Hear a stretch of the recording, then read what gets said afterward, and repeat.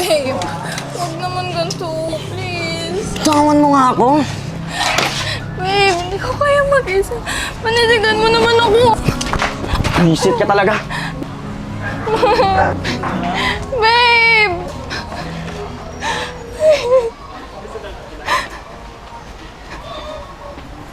Miss, are you okay?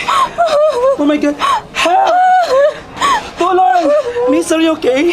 Halika, daling kita sa ospital. Miss, are you okay? Kaya ba?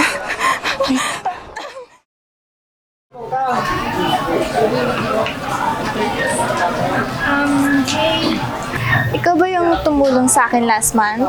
Ako nga pala yung babaeng dinala mo sa hospital.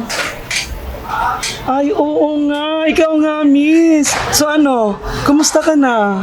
Kumusta si baby? Miss, sorry talaga ha. Hinatid lang kita doon sa ospital kasi kailangan ko din bumalik dito sa restaurant. May trabaho din ako noon. Naku, okay lang yun. Ako nga dapat yung mag-sorry kasi pinabala pa kita sa trabaho mo. Pero okay naman. Ayun lang.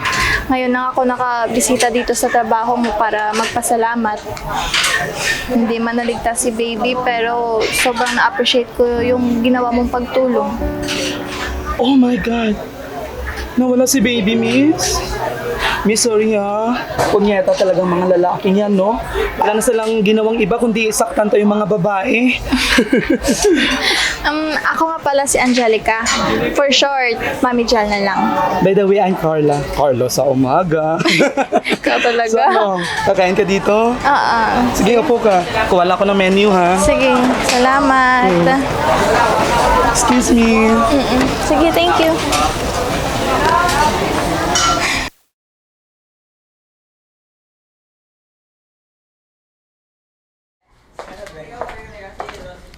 Sis? Sis?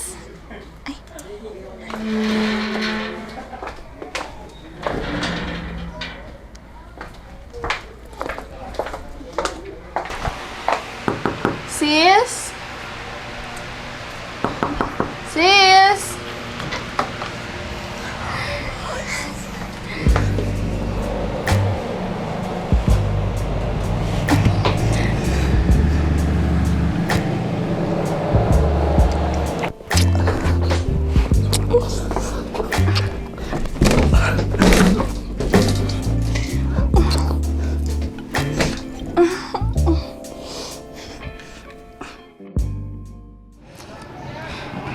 Sis, yung nangyari last month, sorry ha. Ano kasi, nadala lang ako. Buntis ako. Sorry. Sorry. Alam ko naman na hindi natin to sinasadya pareho eh. Kahit ako, hindi ko napigilan. Alam ko naman na hindi mo to paninindigan eh kasi iba yung gusto mo. Hindi ako. Hindi yung ganito. Sinabi ko lang to para at least alam mo. Pero huwag kang mag-alala. Hindi naman kita pe-say na paninindigan mo to eh. No sis. No.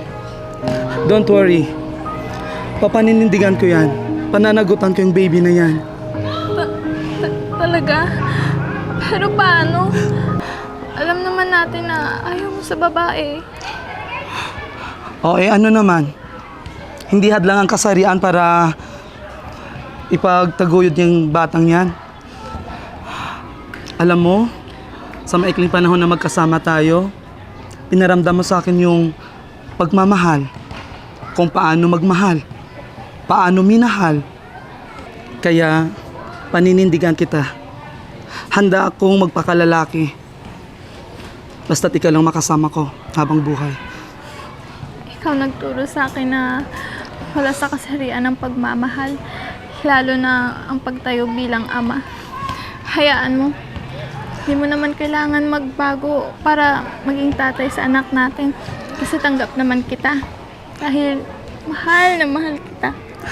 Basta, ako, handa akong pananagutan ng batang yan. Handa akong maging isang lalaki para sa pamilya natin. Basta, ikaw at ako habang buhay, ha? Kita. Mahal na mahal kita.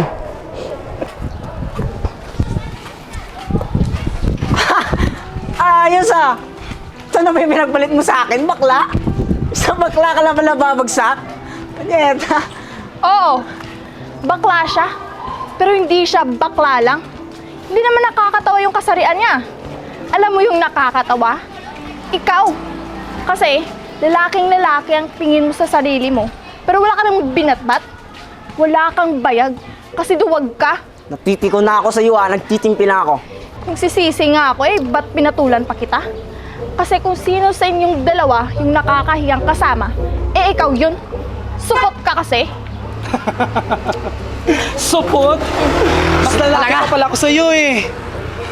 Supot? Pero sa totoo naman, mas malaki ka. Ew! Yuck! Hindi porket may anak tayo eh, sasabihin mo sa akin yan. Gusto ko pa rin yung may pandimonay, no? Tsaka yung baby natin, ako dapat yung tatawag ni mami, ha? Paano ako? Bahala ka dyan. Basta, paglabas niya ako yung tatawagin mami. Baby, mahal na mahal ko kayong dalawa ni mami mo. Basta, paglabas mo, ha? Ako yung tatawagin ng mami kasi mas maganda ako sa kanya. Wow! Sige na nga!